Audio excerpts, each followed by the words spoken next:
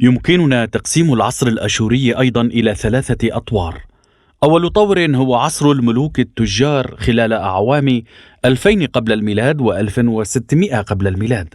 فتمركز التجار في مدينة نينوى آشور هو الإله المؤسس لهذه المدينة القريبة من مدينة الموصل الحالية، والمتنامية بطابع تجاري على الأغلب، قد أدى إلى إنشائهما أول وأوسع المستوطنات التجارية في التاريخ، إذ أسسوا عددا جما من مستوطنات المدن التجارية في العديد من المناطق، بدءا من شرق البحر المتوسط إلى شواطئ البنجاب، ومن البحر الأسود إلى البحر الأحمر. لذا يمكن القول أنهم حققوا انطلاقة مزهرة في حقل الأعمار والتجارة. فمدينة جولتبة تدعى كانيش في العصر الأشوري المجاورة لمدينة قيصري، ومدينة قرقمش يأتي أصلها من قاروم، أي من وكالات التجارة المتواجدة في كل مكان عبور نهر الفرات، في مكان عبور نهر الفرات إلى الأراضي السورية اليوم، هما من بقايا ذلك العهد. أما أعوام ما بين 1600 قبل الميلاد و1300 قبل الميلاد فهي مرحلة نفوذ الدولة الميتانية ذات الأصول الهورية، ورغم افتقادها أهميتها القديمة إلا أن التقاليد الآشورية لا تزال تصون وجودها، في حين أن أعوام 1300 قبل الميلاد و612 قبل الميلاد تعتبر المرحلة الأبهى، حيث أسسوا أول إمبراطورية متراصة البنيان في التاريخ، وهي الأوسع نطاقا في عهدها، وقد اشتهروا بجبروتهم في الحرب. يقال أنهم شادوا القلاع والأسوار من الجثث. تركت هذه المرحلة بصماتها وذكرياتها في التاريخ، كونها شهدت أول تطهير عرقي وأول إفراغ كلي للمنطقة، فضلا عن أنها شهدت تطور وعي المقاومة لدى الشعوب بالأرجح. فأعظم مقاومة تجاه الأشوريين قد أبداها الهوريون الكرد الأوائل بريادة ملوك أورارتو. البنية الإثنية للأورارتيين هي موضوع جدال، والأمر عينه يسري على كافة السلالات الحاكمة، ذلك أن جميع السلالات تعتمد لغة الثقافة المهيمنة في عهدها، وقد كانت الآشورية والآرامية اللغتين الرسميتين للدولة في أورارتو وفي قصور بيرس لاحقا.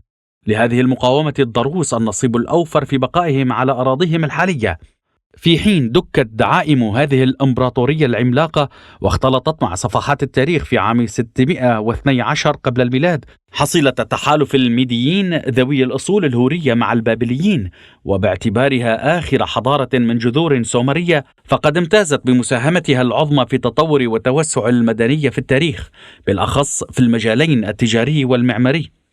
ولأول مرة نشهد ظهور مراكز حضارية مختلفة خارج ميزوبوتاميا السفلى، بحيث تخط مسارا مغايرا في التغيير والتطور.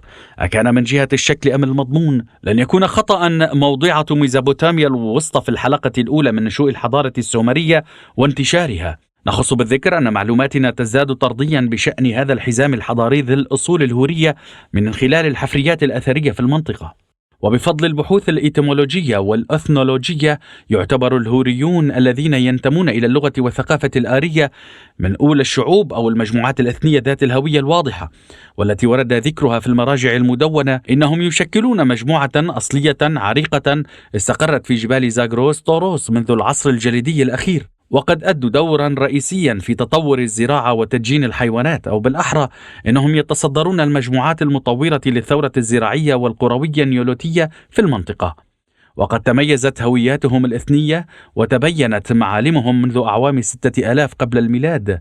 من هنا فإن أنسب تعريف للهوريين هو نعتهم بالكرد الأوائل، فالبنية اللغوية والتحليل الإتيمولوجي للكثير من المفردات الواردة في لغتهم، وكذلك المعطيات الإثنولوجية، كل ذلك يسلط الضوء بشفافية على الروابط الكائنة بينهم وبين الكرد. وقد تداخل الاستقرار في السهول وتماشى مع الترحال في المناطق الهضابية والجبلية، كما أن اعتبار السومريين من أوائل المجموعات الهورية احتمال وارد بقوة.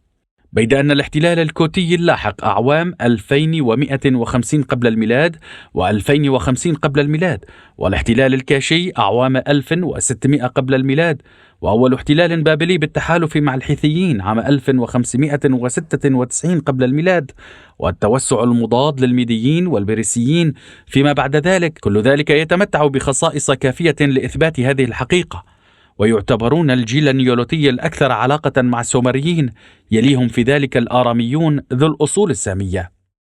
ابتداء من مستهل أعوام 3000 قبل الميلاد يمكننا العثور على الآثار الجمة لأول حضارة ذات جذور هورية. هذا إذا لم نضع مرحلة 6000 قبل الميلاد و4000 قبل الميلاد في الحسبان، والتي هي مرحلة المؤسساتية النيوليتية. إننا في الحقيقة وجها لوجه أمام تطور متواصل بلا انقطاع، فبينما انتقلت الأجيال المستقرة في سومر إلى طور المدنية مبكرا، فقد أبدى الباقون جدارة تحويل أماكن استقرارهم إلى مدائن، ولو ببطء بسبب الشروط المناخية وظروف الري. وقد عثر على العديد من أماكن الاستقرار الأقرب إلى المدن في الحفريات الأثرية للمناطق الوسطى من حوض ما بين نهري دجلة والفرات. فالعديد من أماكن الاستقرار ذات القلاع المحاطة بالأسوار داخليا وخارجيا، والتي كشفت عنها الحفريات الجارية في منطقة أورفا في كل من جازاز وتوتريش وغرافرة وزيتونوليك، وكذلك حفريات جوباكلي تباه الجارية مؤخرا، وكذلك البنى التي هي أقرب إلى أن تكون أماكن عبادة، والأشكال ذات القيمة الفنية الثمينة والأمتعة التجارية. كل ذلك يؤكد صحة هذه الحقيقة، أو يعد برهانا قاطعا على وجود المدن التي يمتد تاريخ معظمها إلى أعوام 3000 قبل الميلاد و2750 قبل الميلاد.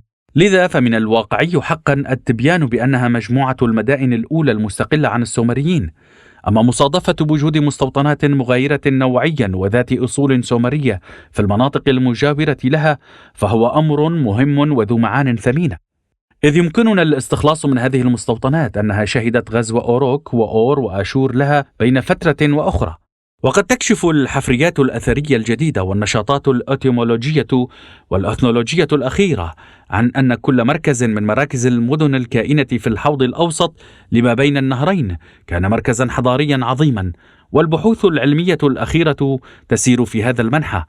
نخص بالذكر التحليلات المعنية باللقى الموجودة في جوباكلي تباه، والتي تتميز بماهية ستعيد كتابة التاريخ.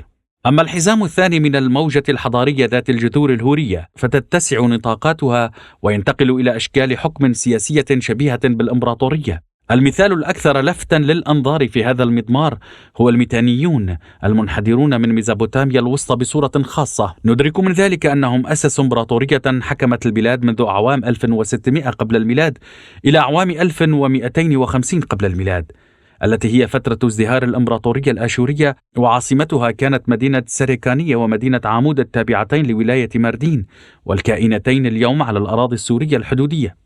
هذا وكانت العاصمة حينذاك تسمى خوشكاني، ومعناها النبع الطيب الماء الزلال. وقد أدرك من خلال اللوحات المدروسة أنه كان هناك بنية لغوية مختلفة لديهم، وأن أصلها يرجع إلى اللغة الهورية، كما أبدو نجاحهم المظفر في التوسع من مدينة كركوك الحالية، حيث أن كركوك من بقايا تلك المرحلة، إلى تل علال القريبة من أنطاكيا على وجه التقريب. ومن خلال تحدثهم بنفس اللغة الآرية ندرك أنهم بسطوا نفوذهم على الآشوريين بشكل متواصل، وأنهم من أقارب الحثيين أو ينحدرون من الجذر عينه، حيث أسس الحثيون حينها كيان أول دولة، ومركزها بلاد الأناضول الداخلية.